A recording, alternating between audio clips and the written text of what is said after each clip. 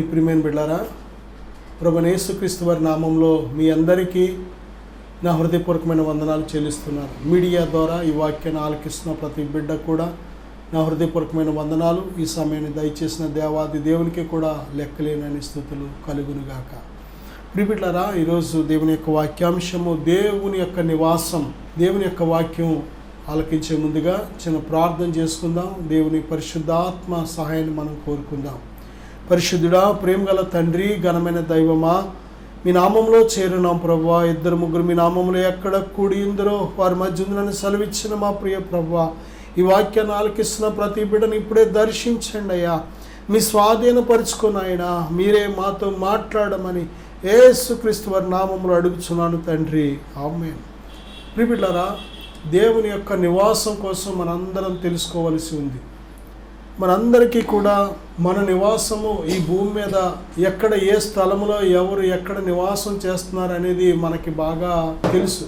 చాలామందికి గొప్ప గొప్ప మనుషులు ఎక్కడ నివాసం ఉంటారో తెలుసుకోవాలని ఆశ. కొన్ని జంతువులు ఎక్కడెక్కడ నివాసం చేస్తూ ఉంటాయి తెలుసుకోవాలని ఆశ. కొన్ని పక్షులు ఎక్కడ నివాసం ఉంటాయి తెలుసుకోవాలని ఆశ.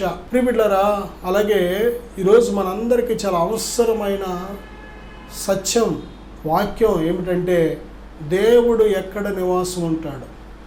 ప్రియబిడ్డలారా, రాజుల మొదటి గ్రంథం 8వ అధ్యాయం 30వ వచనం, 45వ వచనం, దినవృత్తాంతాలు 2వ గ్రంథం 20వ అధ్యాయం 6వ వచనం, ఇంకా అనేకమైన వచనాలతో అనేక రెఫరెన్సులతో మనం చూడగలం. దేవుడు ఆకాశమందు నివసించే దేవుడు. ఆకాశ మహాకాశాలు పట్టజాలని దేవుడైన ఆకాశమందు నివసించే దేవుడు. దేని బిడ్డారా, దేవుడు ఆత్మ కనుక ఆయన ఎక్కడైనా నివాసం చేయగలడు. దేవుడు ఆత్మ. ఆకాశ మహాకాశములు సైతము ఆయనను పట్టజాలవు అని బైబిల్ చెప్తుంది. ఆయన సృజించిన సృష్టి ఇంత గొప్ప పరిమాణం కలిగి ఉంటే సృష్టికర్త అయిన దేవుడు ఇంకెంత గొప్ప పరిమాణం కలిగిన దేవుడై ఉన్నాడు. ప్రియబిడ్డలారా, దేవుడు ఎంత శక్తిమంతుడై ఉన్నాడో ఒకసారి ఆలోచన చేయండి. రాజులు 2వ గ్రంథం 19-15 కూడా మనం చూస్తే కెరూబుల మధ్య నివసించే దేవుడు ఆయన. కెరూబుల మధ్య నివసించే దేవుడు. యెషయా గ్రంథం 57వ అధ్యాయం 15వ వచనంలో మహోన్నతమైన అతి పరిశుద్ధ స్థలములో నివసించే దేవుడు. నిత్య నివాసి అయిన దేవుడు, మహోన్నతమైన పరిశుద్ధ స్థలములో నివసించే దేవుడు, పరలోకంలో నివసించే దేవుడు, ఏ నరుడు సమీపించరాని తేజస్సులో నివసించే దేవుడు. యెషయా గ్రంథం 33వ అధ్యాయం 5వ వచనంలో ఉన్నత స్థలములో నివసించే దేవుడు ఆయన. అయితే అటువంటి గొప్ప దేవుడు ప్రకటన గ్రంథం 21వ అధ్యాయం 3వ వచనం చూస్తే, హగ్గయి గ్రంథం 2వ అధ్యాయం 5వ వచనం కూడా చూస్తే మనుష్యులమైన మన మధ్య నివాసం చేస్తున్నాడు ఆయన. మనలో నివాసం చేయడానికి ఇష్టపడ్డాడు ఆయన. యోహాను సువార్త 14వ అధ్యాయంలో మనలో నిత్యము నివాసం ఉండడానికి దేవుడు ఇష్టపడుతున్నాడంటే ఎంత గొప్ప మనస్సు కలిగిన దేవుడో చూడండి. దేవుడు మన స్వరూపంలో మన పోలికలో ఉన్నాడని మనం ఖచ్చితంగా చెప్పవచ్చు. ఎందుకంటే ఆదికాండం 1వ అధ్యాయం 26వ వచనంలో తన స్వరూపంలో తన పోలికలో మనం చేసుకున్నాడు. అంతేకాదు దేవుని బిడ్డలారా, ఇక్కడ మనం చూస్తే మనుషుల మధ్య మనుషులలో నివాసం చేస్తున్న దేవుడు. ఎవరెవరిలో? మనుషులందరిలో నివాసం చేస్తున్నాడా? లేదు. మరి ఎవరిలో చేస్తున్నాడు అంటే యోహాను సువార్త 6వ అధ్యాయం 37-38 వచనాలు చూస్తే ఆయనను నమ్మిన వారిలో నివాసం ఉంటున్న దేవుడు ఆయన. ఆయన ఎవరిని పంపినో ఆయనను మీరు నమ్మలేదు కనుక ఆయన వాక్యము నిలిచి ఉండలేదు. బైబిల్ చెప్తుంది. యోహాను సువార్త 1వ అధ్యాయం 1వ వచనం చూస్తే దేవుడు వాక్యమై ఉన్నాడు, వాక్యము దేవుడై ఉన్నాడు, వాక్యము దేవుడై ఉన్నాడు, దేవుడు వాక్యమై ఉన్నాడు. Word is God, God is word.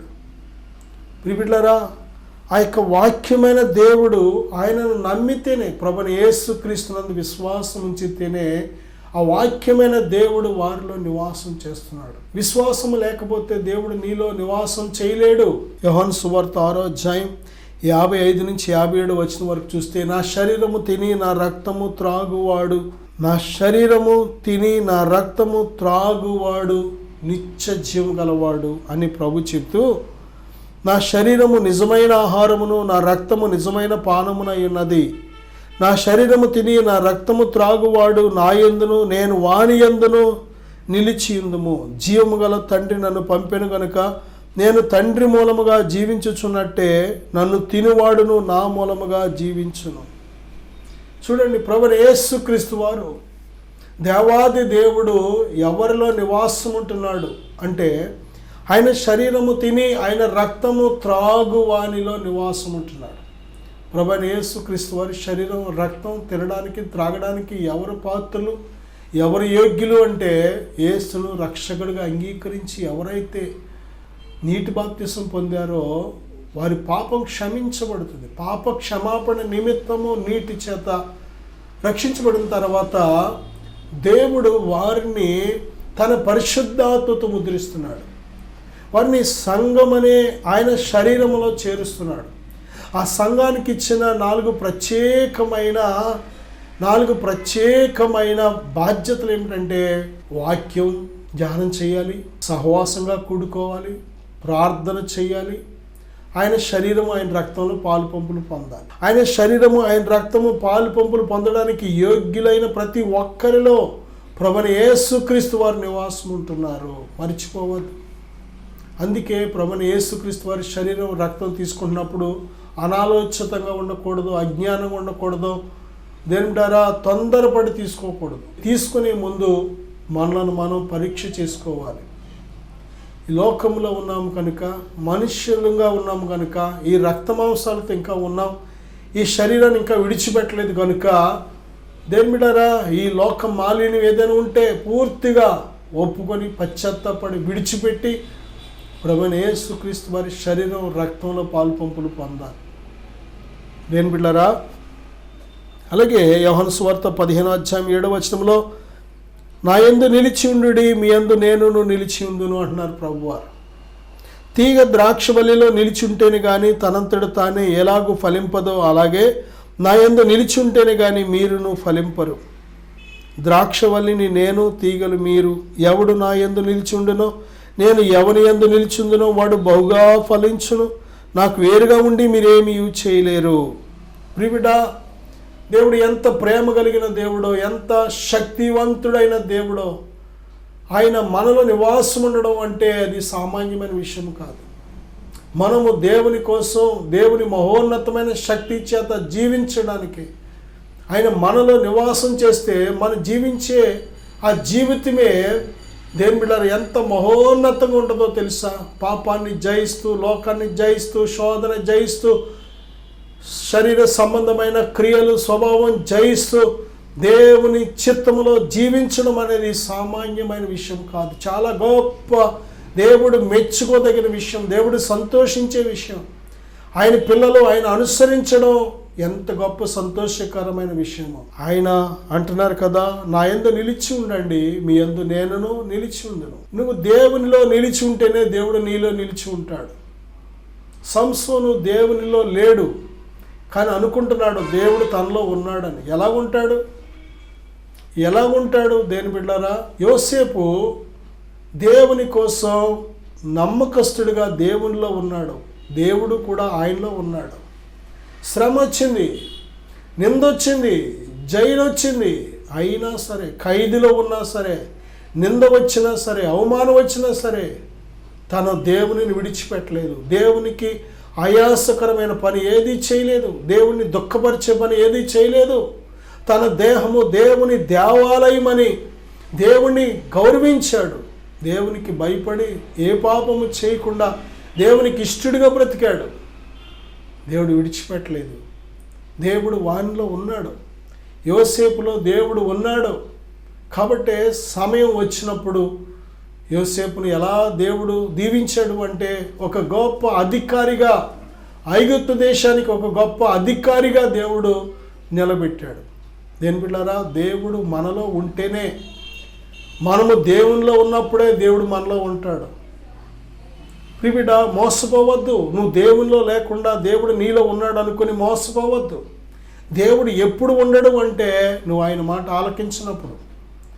నీవు ఆయన మాట ఆలకించకుండా నీ ఇష్టానుసారంగా బ్రతికి దేవుడు నీలో ఉన్నాడని నువ్వు అనుకొని బ్రతకాలేమో, భ్రమపడుతూ బ్రతకాలేమో. కానీ దేవుడు ఎవరిలో ఉంటాడు అంటే, ఎవడు ఆయనలో ఉంటాడో, ఎవడు ఆయన యందు నిలిచి ఉంటాడో వానిలోనే ఆయన నిలిచి ఉంటాడు. దేవునిలో ఎంతవరకు మనం నిలిచి ఉంటున్నాం? పరీక్షలు వచ్చినప్పుడు, శోధన వచ్చినప్పుడు, శ్రమ వచ్చినప్పుడు నిలిచి ఉంటున్నామా నిజముగా? మిగిలిన సమయంలో గొప్ప గొప్ప సాక్ష్యాలు చెబుతున్నాం, కబుర్లు చెబుతున్నాం, దేవుని కోసం చాలా గొప్పగా మనం ఉన్నట్టు చెప్పగలుగుతున్నాం, కానీ చూపించలేకపోతున్నారు చాలామంది. పరీక్షించబడినప్పుడు, వారి విశ్వాసం పరీక్షించబడినప్పుడు, వారి భక్తి పరీక్షించబడినప్పుడు, వారి యొక్క శక్తి పరీక్షించబడినప్పుడు తేలిపోతున్నారు చాలామంది. దేని ప్రియమైన బిడ్డారా, పేతురు అంటున్నాడు కదా, ప్రభువా నీకోసం నేను ఖైదుకైనా మరణానికైనా సిద్ధంగా ఉన్నాను అన్నాడు. కానీ కొంతమంది వచ్చి అడుగుతున్నారు, నువ్వు కూడా ఆయనలో శిష్యుల్లో ఒక్క శిష్యుడు కదా అని స్త్రీలు అడుగుతుంటే నిలబడలేకపోయాడు, ఒప్పుకోలేకపోయాడు ప్రభుని. ఆయన ఎవరు నాకు తెలియదు, ఒట్టు అని ప్రభుని తెలియదని బొంకుతున్నాడు. పరీక్ష వచ్చినప్పుడు నిలబడాలి. ఆయన నీలో ఉండాలి అంటే నువ్వు ఆయనలో ఉండాలి. నా సహోదరుడా, సహోదరి, నువ్వు ఆయనలో నిలిచి ఉండాలి. యోహాను సువార్త 15:7 నా యందు మీరును మీ యందు నా మాటలను నిలిచి ఉండిన యెడల మీకు ఏది ఇష్టమో అడుగుడి, అది మీకు అనుగ్రహించమని. నా యందు మీరు, మీ యందు నా మాటలు నిలిచి ఉండిన యెడల, దేవుని వాక్యము చేత మన హృదయాలు నింపబడాలి. దేవుని ఘనమైన కార్యాలు మన జీవితంలో జరగాలి అంటే దేవుని వాక్యం అనే కానా అనే ఒక ఊరిలో ఒక పెండ్లి విందు జరుగుతున్నప్పుడు, ద్రాక్షరసం అయిపోయినప్పుడు అక్కడ 6 రాతి బాణలు ఉన్నాయి. ప్రియులారా, ఆ మరియా చెప్పింది, ప్రభువా ద్రాక్షరసం అయిపోయింది అన్నప్పుడు ప్రభు అన్నారు, అమ్మా నా సమయం ఇంకా రాలేదు. అయితే ఇంకా శిష్యుని చూసి, ఇదిగో ఆయన మీతో ఏది చెప్తా చేయమని ఆమె అప్పగించి వెళ్ళిపోయింది. ప్రభు అన్న మాట, ఆ బాణలు నీళ్లతో నింపమన్నారు. నీళ్లతో నింపమన్నారు. నీళ్లు లేకుండా, అది అంచులు మట్టుకు నింపకుండా ద్రాక్షరసం చేయడం అది దేవుని విధానం కాదు. దేవుని యొక్క విధానంలో మొదటిగా ఆ రాతి బాణలో నీటితో నింపాలి, అంచుల మట్టుకు నింపాలి. వారికి ఎంతవరకు కావాలో అంతవరకు వారు వాడుకోవచ్చు. కాబట్టి దేని బిడ్డారా, ఆ యొక్క శిష్యులు, ఆ దాసులు ఆ మరియ చెప్పినట్టు, ప్రభు చెప్పినట్టు, ప్రభు మాటకు లోబడి ఏం చేశారు అంటే అంచుల మట్టుకు ఆ బాణాలు నీటితో నింపారు. అంచుల మట్టుకు నింపేశాం ప్రభు అని ప్రభు దగ్గరికి వచ్చినప్పుడు ప్రభు చెప్తున్నారు కదా, ఇప్పుడు మీరు వెళ్ళి ముంచి ఆ పెండ్లి విందు ప్రధాన ఆ ద్రాక్షలను తీసుకువెళ్ళి పోయమని ప్రభు ఆజ్ఞాపించారు. నా సహోదరుడా, నీటిని ద్రాక్షరసంగా మారడానికి ముందు ఆ రాతి బాణాలు దేనితో నింపారంటే నీటితో అంచుల మట్టుకు నింపారు. దేవుని గొప్ప ఘనమైన కార్యాలు, రుచి కలిగిన కార్యాలు, మహిమ కలిగిన కార్యాలు, శక్తి కలిగిన కార్యాలు నీ జీవితంలో జరగాలి అంటే నీ హృదయాన్ని వాక్యం అనే నీటితో నింపాలి. వాక్యంతో నింపబడాలి. మనం వాక్యాన్ని ఎంతగా ధ్యానించగలుగుతామో, ఎంతగా చదవగలుగుతామో, వాక్యానికి ఎంతగా లోబడగలుగుతామో, ఆ వాక్యాన్ని ఎంతగా గైకొనగలుగుతామో అంతవరకు మనం ఫలిస్తాం. వాక్యాన్ని వినేవాడు గొప్ప కాదు, వాక్యాన్ని చెప్పేవాడు గొప్ప కాదు, వాక్యం గైకొనేవాడే గొప్పవాడు. వాక్యం గైకొనేవారే పరలోకమంది గొప్పవారని ప్రభు చెప్తున్నారు. వాక్యం గైకొనేవాడే బుద్ధిమంతుడు, బండ మీద తన ఇల్లు కట్టుకొనిన బుద్ధిమంతుడు. వాక్యం గైకొనేవాడే విశ్వాసమందు సంపూర్ణం చేయబడిన వాడు. వాక్యం గైకొనేవాళ్ళలోనే ప్రభు నివాసం ఉంటున్నారు. వాక్యం వినేవాళ్ళలో దేవుడు ఉండడు, వాక్యం చదివే వాళ్ళలో ఉండడు, వాక్యం చెప్పేవాళ్ళు ఉండడు, వాక్యం గైకొనే వాళ్ళు ఉంటాడు దేవుడు. మర్చిపోవద్దు. చాలా మంది ఘనంగా గొప్పగా ఆ వాక్యాన్ని చెప్పే విధానం చూసి దేవుడు ఈయనలో ఉన్నాడేమో అనిపిస్తూ ఉంటుంది. ఒకడు వాక్యాన్ని చాలా ఘనంగా గొప్పగా పెద్ద పెద్ద శబ్దంతో చెప్పవచ్చు, కానీ ఆ వ్యక్తిలో దేవుడు ఉండకపోవచ్చు. వాక్యాన్ని గైకొనే వాడిలోనే ఉంటానన్నాడు, కానీ వాక్యాన్ని చెప్పేవాడిలో లేక వాక్యాన్ని చదివేవాడిలో, వాక్యాన్ని వినేవాడిలో ఉంటాను అనలేదు దేవుడు. వాక్యాన్ని గైకొనాలి. నా మాటలు మీ యందు మీరు నా యందు నిలిచి ఉండిన యెడల మీకు ఏమి ఇష్టమో అడుగుడి, అది మీకు అనుగ్రహించు. ఆయన యందు మనం నిలిచినప్పుడు మనం ఏది అడిగినా దయచేస్తున్నాడు. అంతేకాదు మనం బహుగా ఫలిస్తాం. నా యందు నిలిచుండి మీ యందు నేను నిలిచుందును. ఎవడు నా యందు నిలిచుందునో వాడు బహుగా ఫలించును. నాకు వేరుగా ఉండి మీరు ఏమీ చేయలేరు. నువ్వు ఫలించాలని ఆశపడుతున్నావా? నీ ఆత్మీయ జీవితంలో ఫలింపు, నీ ఫైనాన్షియల్ విషయాల్లో ఫలింపు, నీ వివాహ విషయంలో ఫలింపు, నీ కుటుంబ విషయాల్లో ఫలింపు, నువ్వు చేసే పని విషయంలో ఫలింపు, నీ ఉద్యోగము వ్యాపార విషయంలో ఫలింపు, నీ చేతి కష్టార్జితంలో ఫలింపు, నువ్వు చేసే పనులన్నింటిలో ఫలింపు ఎప్పుడు కలుగుతుంది అంటే నువ్వు ఆయన యందు నిలిచున్నప్పుడు. దేవుడు నీలో నివాసం ఉండి చేసే పనిది. దేవుడు నిన్ను దీవించాలన్నా, ఆశీర్వదించాలన్నా, హెచ్చించాలన్నా, దేవుడు నిన్ను వాడుకోవాలన్నా ఆయన దూరంగా ఉండి చేసే పని కాదు. ఆయన నీలో నివాసం ఉండి చేయాలి. దేవుని నివాసం నీలో ఉంటేనే దేని బిడ్డ నువ్వు చేసే ప్రతీదీ సఫలమవుతుంది. దావీదుకు దేవుడు తోడుగా ఉన్నాడు కాబట్టే, తనలో ఎల్లప్పుడూ ఉన్నాడు కాబట్టే శత్రువులను జయించాడు, గొలియాతుని జయించాడు, సింహాన్ని జయించాడు, ఎలుగుబంటిని జయించాడు. ప్రిబిడా, ఎటువంటి గొర్రెల దొడ్డిలో ఆ యొక్క గొర్రెలను చూసుకునే వ్యక్తి ఇశ్రాయేలీలకు అధిపతిగా, ఒక రాజుగా అభిషేకించబడి దేవుని చేత అపాయింట్ చేయబడ్డాడు. కారణం ఏంటో తెలుసా? దేవుడు ఆయనతో ఉన్నాడు. దేవుడు నీతో ఉంటే, ఈరోజు ఒక నీ స్థితి కొంచెంగా ఉందేమో, దేవుడు నీతో ఉంటే, నీలో ఉంటే, ఈరోజు ఒకడు నువ్వు చిన్నగా ఉన్నావేమో, కానీ ఇలా ఉండవు. రేపొద్దున ఉన్నతమైన స్థితికి నువ్వు చేరుతావు. అన్ని విషయాల్లో నువ్వు వర్ధిల్లుతావు, అన్ని విషయాల్లో నువ్వు దీవించబడతావు, అన్ని విషయాల్లో హెచ్చించబడతావు. అనేకులకు ఆశీర్వాదకరంగా నీ జీవితం మారుతుంది. నా సహోదరుడా, నా సహోదరి, యోహాను రాసిన మొదటి పత్రిక 3:24 ఆయన ఆజ్ఞలను గైకొని వాడు ఆయన యందు నిలిచుండును, ఆయన వాని యందు నిలిచుండును. ఆయన వాని యందు నిలిచున్నాడని ఆయన మనకు అనుగ్రహించిన ఆత్మ మూలముగా తెలుసుకునిచున్నాము. ఆయన మనలో నిలిచున్నాడని దానికి గుర్తు ఆయన పరిశుద్ధాత్మ మనలో నివాసం చేయడం. దేవుని పరిశుద్ధాత్మ మనలో లేకపోతే అసలు మనం దేవుని వారం కాదు. మనము నిలిచున్నామా లేదనేది మన మనస్సాక్షి మనకు నిదర్శనమిస్తూ ఉంటుంది, మన క్రియలు మనకు నిదర్శనమిస్తూ ఉంటాయి. అలాగే ఆయన మనలో నిలిచినట్టు గుర్తు ఆయన పరిశుద్ధాత్మ మనలో నిలిచి ఉండడం, పరిశుద్ధాత్మ ఫలాలనే స్వభావం మనలో ఏర్పడడం, ప్రేమ, సంతోషం, సమాధానం, దీర్ఘశాంతం, దయాళత్వం, మంచితనం, విశ్వాసము, సాత్వికము, ఆశానిగ్రహం అనే ఈ మహోన్నతమైన దేవుని స్వభావం అనే ఈ ఫలాలు మనలో నిలిచి ఉండడమే ఆయన మనలో ఉన్నాడు, నిలిచి ఉన్నాడు అనే దానికి నిదర్శనం. ఆయన ఆత్మ లేకుండా ఆయన ఫలాలు మనం ఫలించడం అసాధ్యం.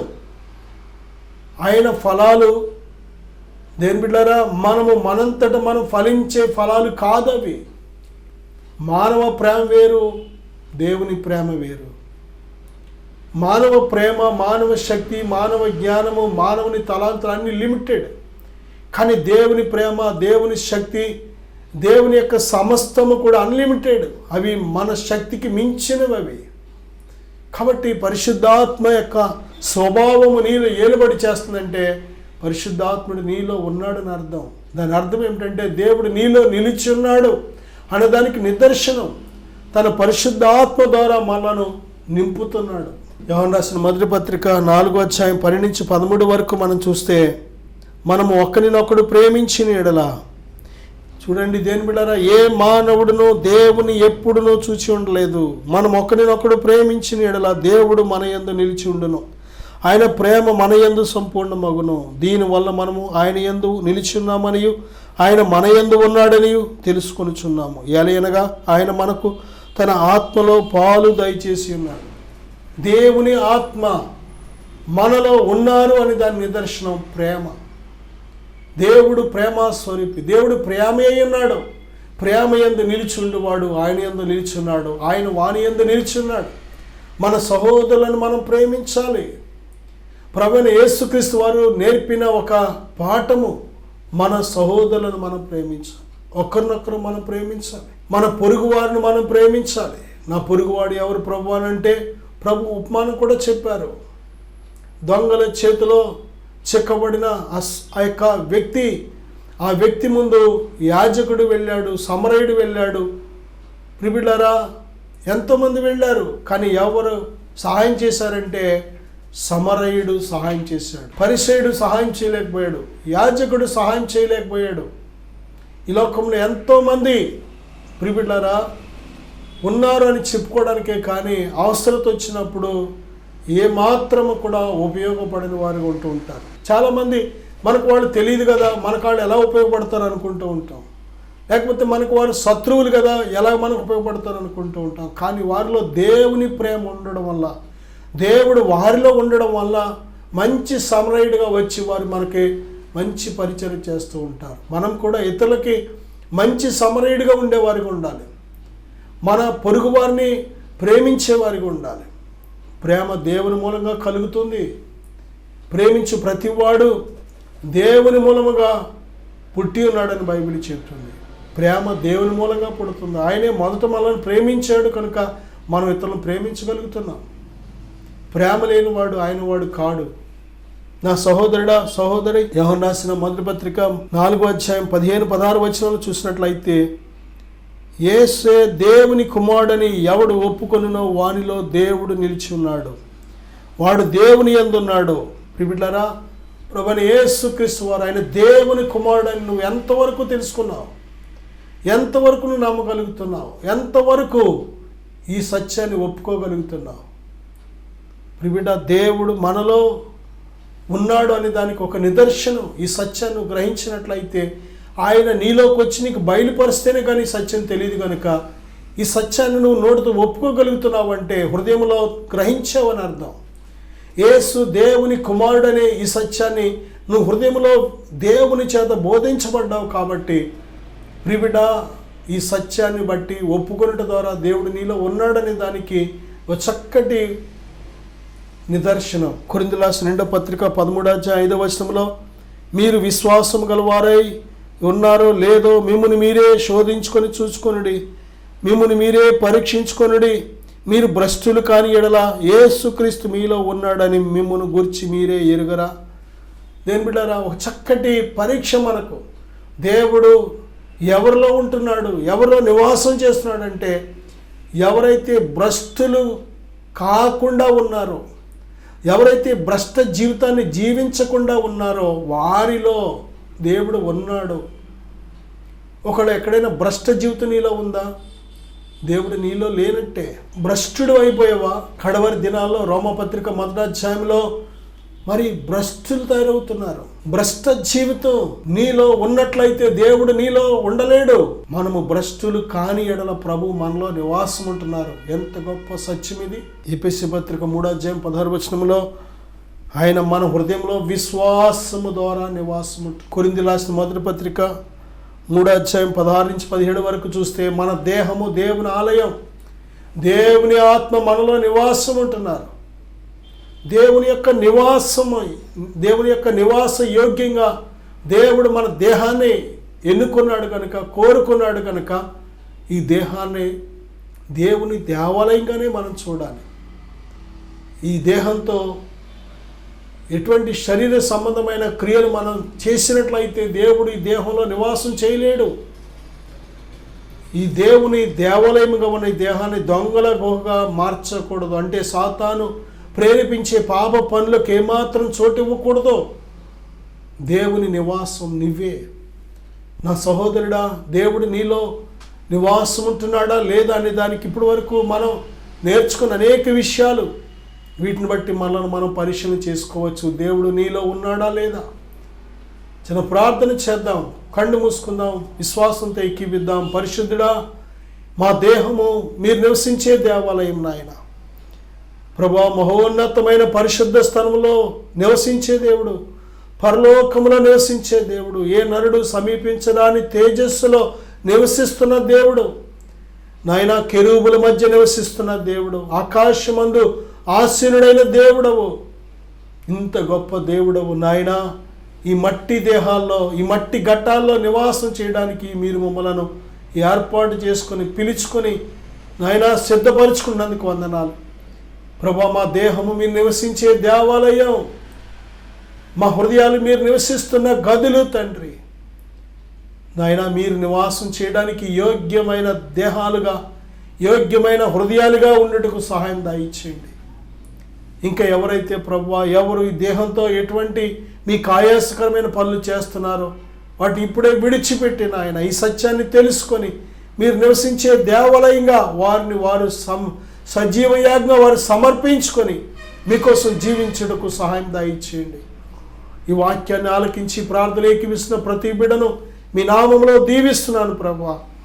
వారి దేహాలు మీరు నివసించే దేవాలయముగా మార్చబడునుగాక. ఈ దేవాలయానికి విరోధంగా ఉన్న ప్రతి విధమైన శరీర కార్యాలు, పాపపు కార్యాలు, అపవిత్ర కార్యాలు ఇప్పుడే కాలిపోవనిగాకని ప్రార్థిస్తున్నాను. మీ శక్తితో నింపండి ప్రభువా. క్షేమము దయచేయండి ఆయన, ఆశీర్వదించండి. మీ మహిమతో నింపి వాడుకొనుమని యేసుక్రీస్తు వారి నామములో ప్రార్థిస్తున్నాను తండ్రి. ఆమేన్. God bless you.